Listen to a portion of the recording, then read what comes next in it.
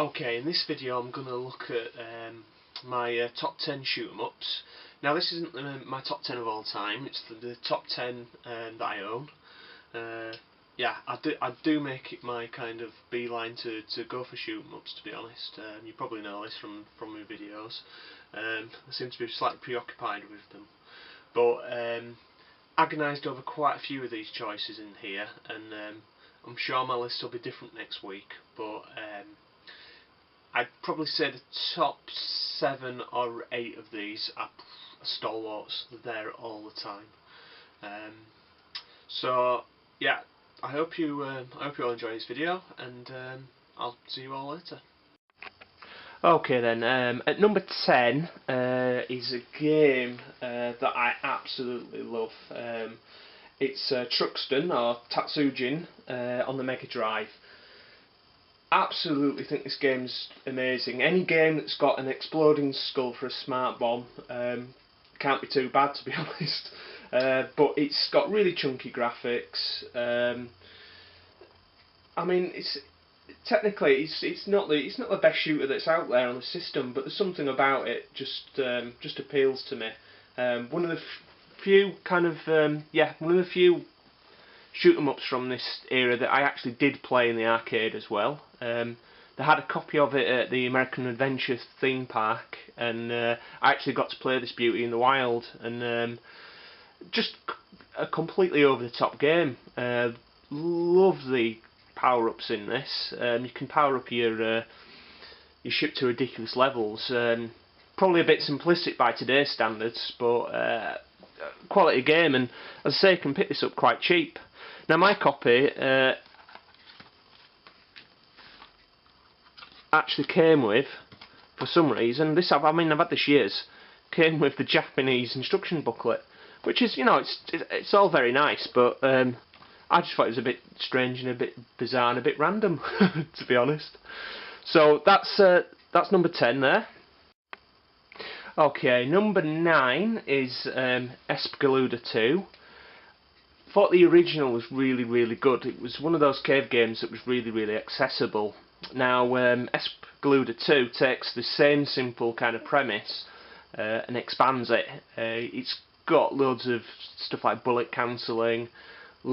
It looks gorgeous. There's a bit later on in the game where there are loads of like little angels flying around, and the amount of sprites on the screen is just insane. But again, I mean, if there's a shoot 'em up out there you want to kind of show off to your friends with, it's this one, just because there's so much crazy shit happens on screen at the same time. Plays great. Again, it is one of the more accessible cave titles, and you can make it as complicated as you really want.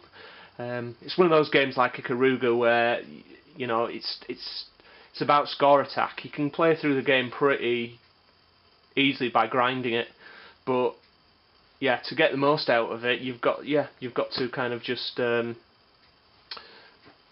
you've got to play it to that extra level where score is an issue. This is a limited edition version that I've got here, and it's the only kind of really this gen console game that makes it into my top 10.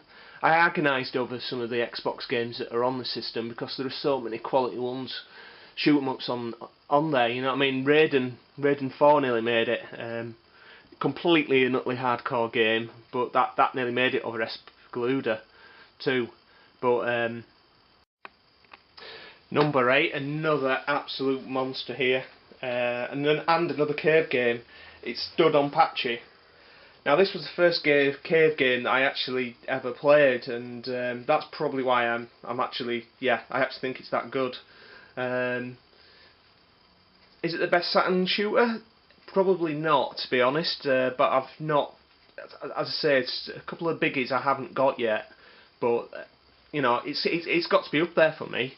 Shouldn't cost you the earth. It's got amazingly kind of chunky graphics as well, that I really like. People, a bit hit and miss with the graphics, but love the weapon system. 3 different ships. You can play the game through 3 different ways. The Saturn version's got Saturn mode as well, which is the levels, the layout of the enemies is slightly different. But a quality shoot 'em up. When you power up your your main ship to the kind of ridiculous levels that it gets to, and fight those great big kind of mechanical bosses in the game, I don't know, I just fell in love with the game, to be honest. Yeah, first Saturn shoot 'em up I got, soft spot in my heart, and a damn fine shooter to boot. Number 7 is a game that I was after for years and years and years, and I finally got it. It's Gradius Gaiden. Played this for the first time on the PSP, on the Gradius collection that's on there. Fell in love with the game. It's absolute quality, it has to be said. It's got kind of dual power-up system on there going on. So basically you can power up some of the weapons kind of twice. I think this was the first Gradius game in the series that kind of had that feature. And as I really agonise between this and Gradius Galaxies, because Gradius Galaxies on the Game Boy Advance is exceptional as well, also known as Gradius Advance. But this game, I mean, the level's so well designed, it's just so slick. I don't think I can say any more than that. Really nice artwork on the Japanese version as well. Tough as nails later on, but there's lots and lots of cores to fight in the game, and just a damn fine PS1 shooter. If you can pick it up, it's a Jap only release. I recommend you give it a go. It got about 3 different releases. This one's one of the this is the best collection one, but well worth hunting down. Number 6, we've got Ikaruga. I'm sure you're surprised to see this game this low down the list. It's only because I think there's some shooters up there that are a little bit better than it. I love the graphical style of the game. Also the fact that you can play it as a straight shooter for survival, or you can play it as a puzzle game. The black and white polarity shifting in the game just really kind of just messes with your head sometimes, but it's never really unfair to you. And I mean, some of the boss designs in it are iconic.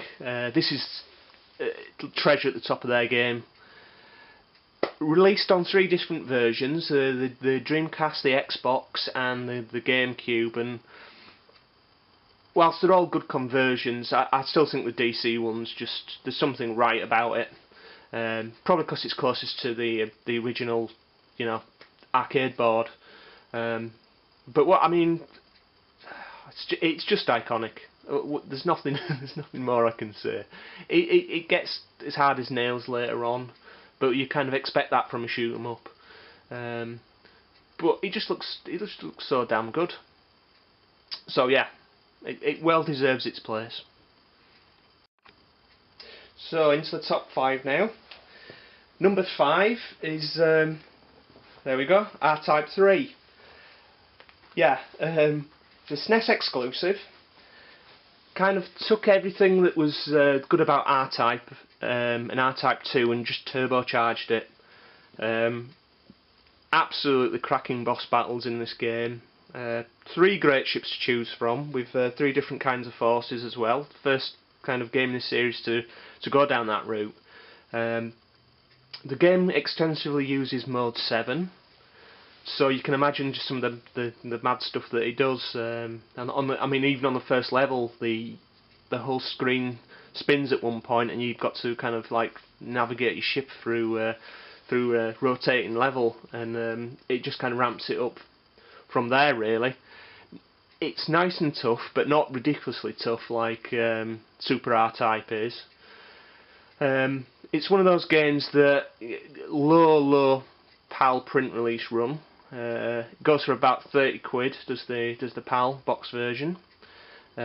Japanese version, again, the design on the artwork's I mean, the design and the artwork's just amazing. So it always goes for a premium. But it's actually out on the Virtual Console, so if you want to just purely play it from that respect, you can you can do it there. But there's some familiar bosses in there too, but it just plays really well. The power-ups are great, and I highly recommend.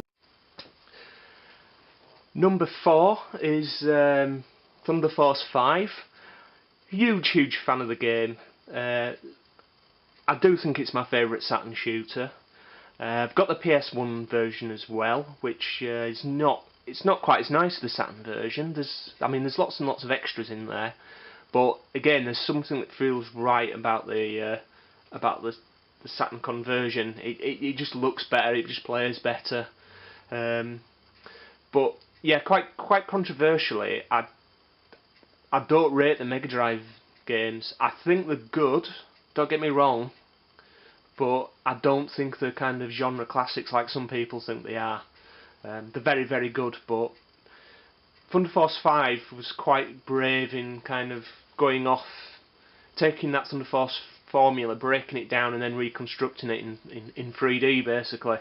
And it's got a brilliant weapons system. The music is just it really kind of sets the pace, gets the adrenaline pumping.